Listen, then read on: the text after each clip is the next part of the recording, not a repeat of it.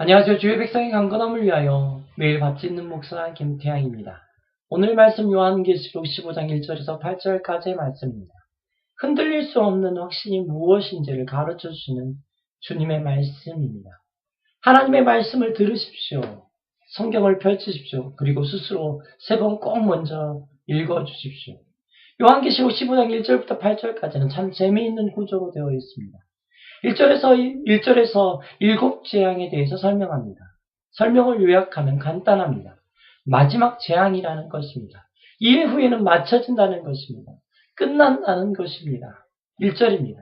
또 하늘에 크고 이상한 다른 이적을 보매 7천사가 7재앙을 가졌으니 곧 마지막 재앙이라. 하나님의 전 진노가 이것으로 마치리로다.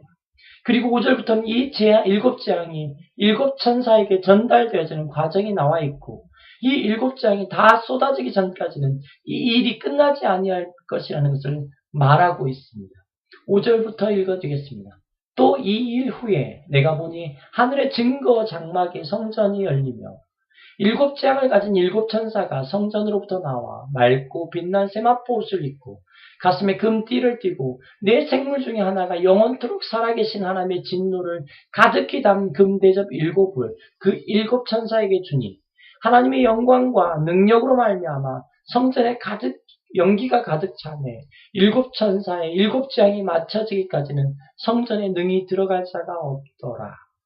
요한이 1절과 5절 중간에 참 재미있는 그림 하나를 봅니다.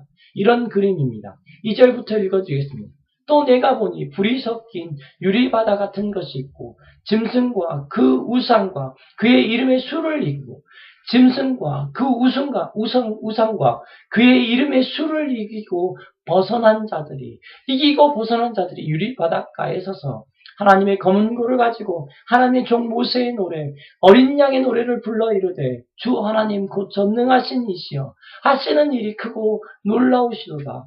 만국의 왕이시여 주의 길이 의롭고 참되시도다. 주여 누가 주의 이름을 두려워하지 아니하며 영화롭게 하지 아니하오리까. 오직 주만 거룩하니이다.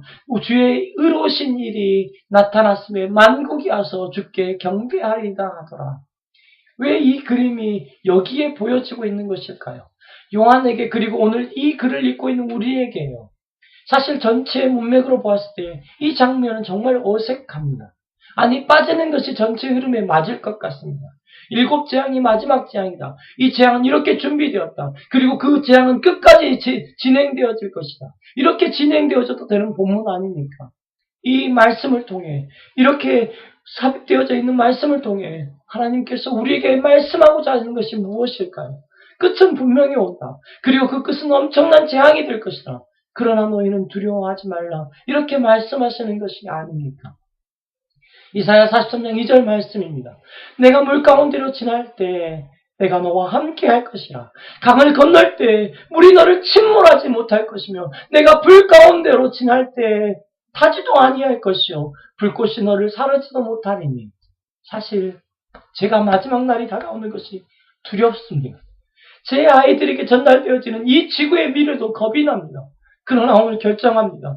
이기고 벗어난 자들, 이 말씀을 저의 말씀으로 받아들입니다. 말씀이 명확하게 약속한 것들을 제 안에 다시 심어 넣었습니다. 요한일서 5장 4절부터 읽어드리겠습니다. 무릇 하나님께로부터 난 자마다 세상을 이기느니라. 무릇 하나님께로부터 난 자마다 세상을 이기느니라. 세상을 이기는 승리는 이것이니 우리의 믿음이니라. 예수께서 하나님의 아들이심을 믿는 자가 아니면 세상을 이기는 자가 누구냐? 예수께서 하나님의 아들이심을 믿는 자가 아니면 세상을 이기는 자가 누구냐?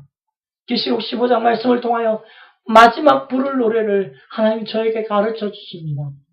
천하만국의 왕이시여 주의 길이 의롭고 참되시오니 주만 경배합니다.